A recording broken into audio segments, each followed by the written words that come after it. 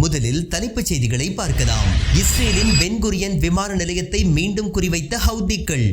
20 லட்சத்திற்கும் மேற்பட்ட ஆக்கிரமிப்பு குடிமக்கள் பங்கர்களில் தஞ்சம். இஸ்ரேலுக்கு சென்ற 22 மாலுமிகளை சிறைப்பிடித்த ஹவுதிகள். எட்டர்னிட்டி சி கப்பல் முழுமையாக கடலில் மூழ்கும் பயங்கர காட்சிகள் வைரல். இஸ்ரேல் படையினரை பணைய கைதியாக பிடிக்க முயன்ற ஹமாஸ். கடும் மோதலில் ஆக்கிரமிப்பு வீரர் பலி. காசாவில் 2 இஸ்ரேல் வாகனங்களை அழித்த ஹமாஸ். ஆளில்லா விமானம் ஒன்றையும் பிடித்து தீவிர தாக்குதல். கடும் போருக்கு மத்தியிலும் இஸ்ரேல் முக்கிய ராணுவ ரகசியங்களை கைப்பற்றிய ஹமாஸ். ஆக்கிரமிப்பு ஊடகங்கள் வெளியிட்டுள்ள பரபரப்பு தகவல்கள். புதிய தளபதிகளை நியமித்து உளவுத்துறையை வலுப்படுத்திய ஹமாஸ். ஆக்கிரமிப்பு ஊடகம் வெளியிட்டுள்ள தகவலால் அதிர்ச்சியில் இஸ்ரேலியர்கள். இனி செய்திகளை விரிவாக பார்க்கலாம். ஏமன் ஹவுதிகளின் கடும் எச்சரிக்கையை மீறி இஸ்ரேலுக்கு சென்ற எட்டர்னிட்டி கப்பலின் ஊழியர்கள் கொத்தாக கைது செய்யப்பட்ட நிகழ்வு புதிய பரபரப்பை ஏற்படுத்தியுள்ளது.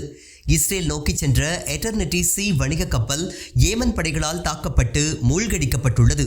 இந்த கப்பலில் இருந்த பணியாளர்கள் மீட்கப்பட்டு மருத்துவ சிகிச்சை அளிக்கப்பட்டு பாதுகாப்பான இடத்திற்கு மாற்றப்பட்டதாக உறுதிப்படுத்தப்பட்டது.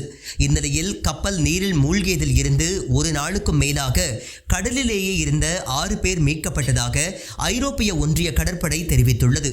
கப்பலில் மொத்தமாக பிலிப்பைன்ஸ் நாட்டை சேர்ந்த 22 பணியாளர்களும் 3 பேர் கொண்ட பாதுகாப்பு குழுவினரும் இருந்துள்ளனர். 2 நாட்களாக தாக்கப்பட்ட பின்னர் புதன்கிழமை அன்று கப்பல் இறுதியாக தண்ணீரில் மூழ்கியுள்ளது. ஏமனில் உள்ள அமெரிக்க தூதரகம் கப்பலில் உயிர் பிழைத்தவர்கள் கடத்தப்பட்டதாக செய்திகள் வெளியிட்டுள்ளது. மேலும் தற்போது வரை அதிலிருந்த 15 பேரின் நிலைமை என்னவென்று தெரியவில்லை.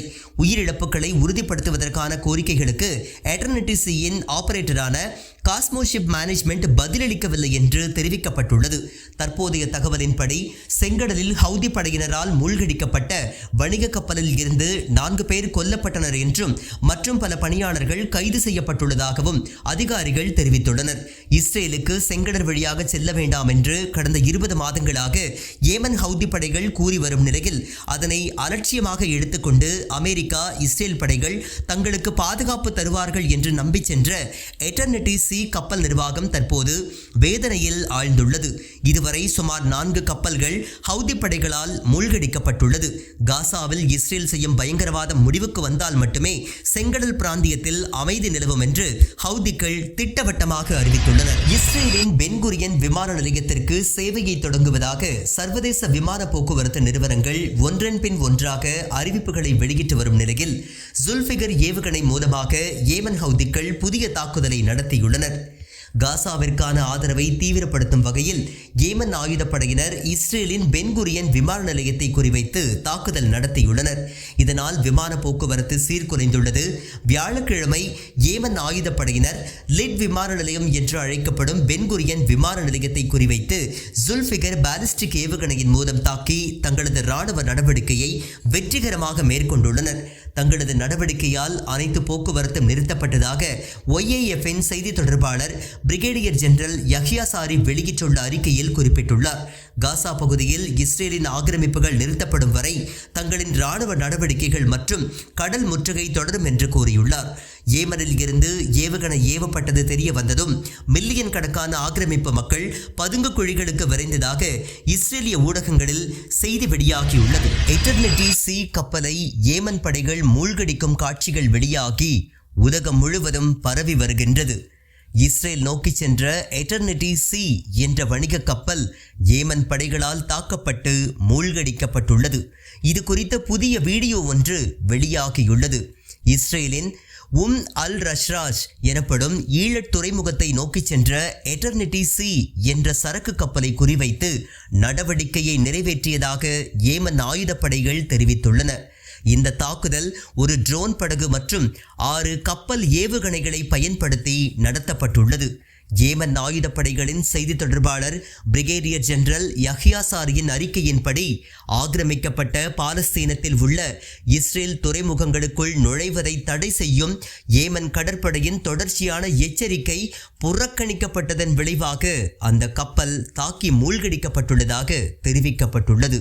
கப்பல் பணியாளர்கள் மீட்கப்பட்டு மருத்துவ சிகிச்சை அளிக்கப்பட்டு பாதுகாப்பான இடத்திற்கு மாற்றப்பட்டுள்ளதாக உறுதிப்படுத்தப்பட்டுள்ளது. பாலஸ்தீன மக்களையும் அவர்களின் போராட்டத்தையும் ஆதரிப்பதற்கான முயற்சிகளின் ஒரு பகுதியாக இந்த நடவடிக்கையை மேற்கொண்டதாக ஏமன் ஆயுதப்படைகள் தெரிவித்துள்ளன. மேலும் செங்கடல் மற்றும் அரேபிய கடல்களில் இஸ்ரேலிய கடல் போக்குவரத்தை முற்றிலுமாக தடுப்போம் என்று கூறியுள்ளனர். இஸ்ரேலிய ஆக்கிரமிப்புடன் ஒத்துழைக்கும் சர்வதேச நிறுவனங்கள் மற்றும் அரசாங்கங்களுக்கு தங்கள் பலத்தை பறைசாற்றுவதன் மூலம் ஒரு எச்சரிக்கையை ஏமன் படைகள் புதுப்பித்துள்ளன. புதிய தளபதிகள் நியமிக்கப்பட்டு ஹமாஸின் உளவுத்துறை மறுகட்டமைப்பு செய்யப்பட்டுள்ளதாகவும் ஹமாஸ் இன்னும் அழிக்கப்படவில்லை என்ற தலைப்புடன் இஸ்ரேல் பத்திரிகை வெளியிட்டுள்ள செய்தி ஆக்கிரமிப்பு மக்களை பீதியில் ஆழ்த்தியுள்ளது. ஹமாஸின் இராணுவ பிரிவான அல் கசாம் படைப்பிரிவினர் இஸ்ரேலின் கடுமையான இராணுவ தாக்குதலில் கூட தங்கள் நடவடிக்கைகளை மேம்படுத்த உளவுத்துறையை பயன்படுத்தி பல்வேறு போர் பகுதிகளில் துல்லியமான தாக்குதல்களை நடத்தி வருவதாக இஸ்ரேலிய பாதுகாப்பு வட்டாரங்கள் தெரிவித்துள்ளன.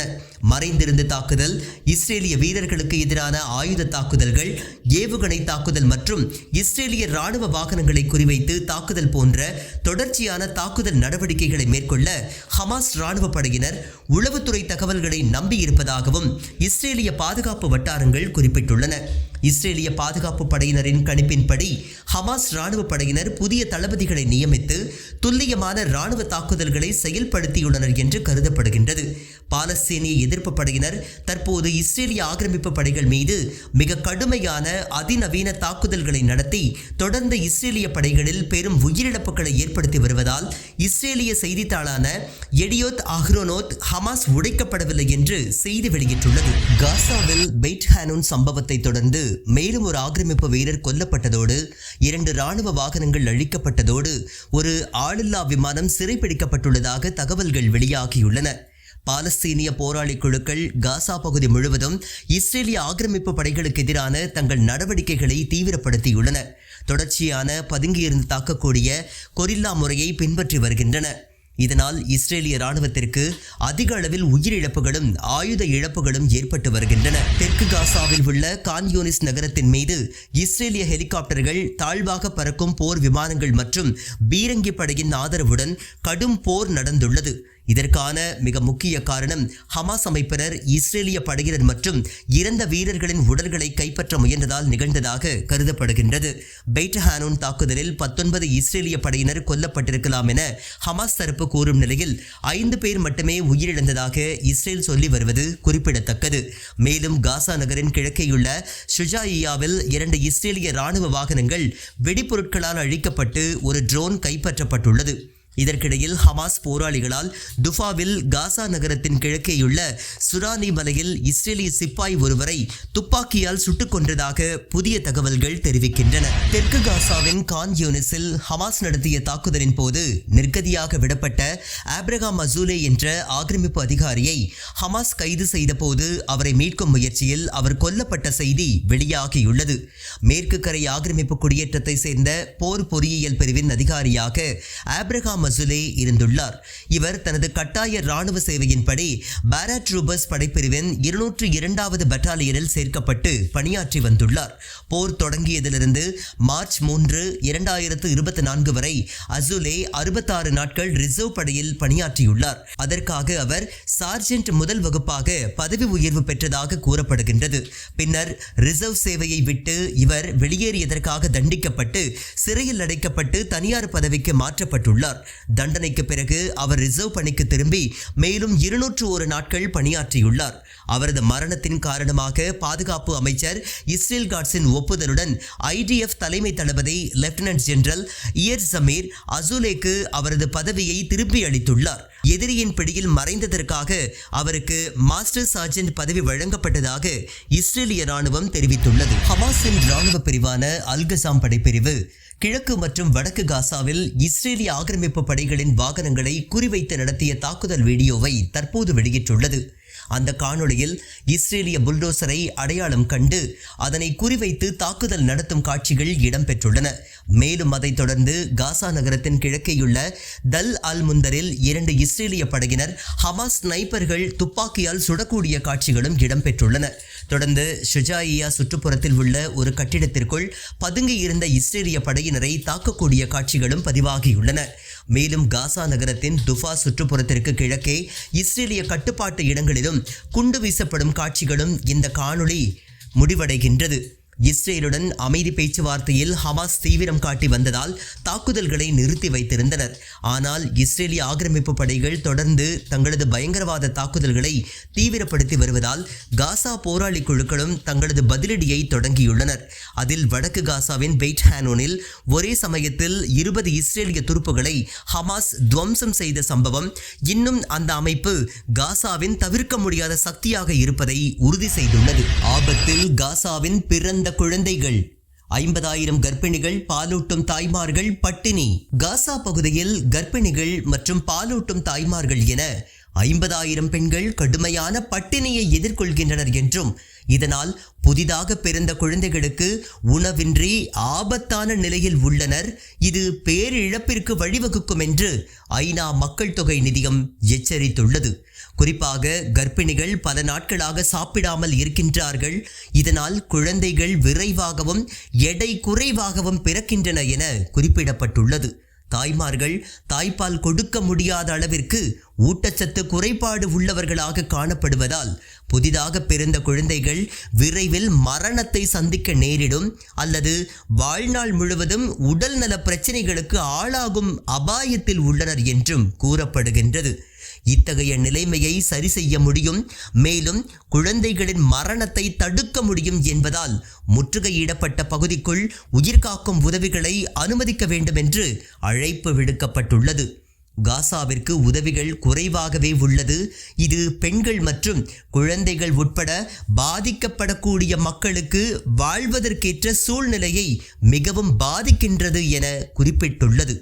ஏற்கனவே காசா மக்களுக்காக அனுப்பப்பட்ட உதவிகளை இஸ்ரேலிய அதிகாரிகள் 4 மாதங்களுக்கும் மேலாக தடுத்து வைத்துள்ளனர் என்று பாலஸ்தீன அகதிகளுக்கான ஐநா நிறுவனம் தெரிவித்துள்ளது.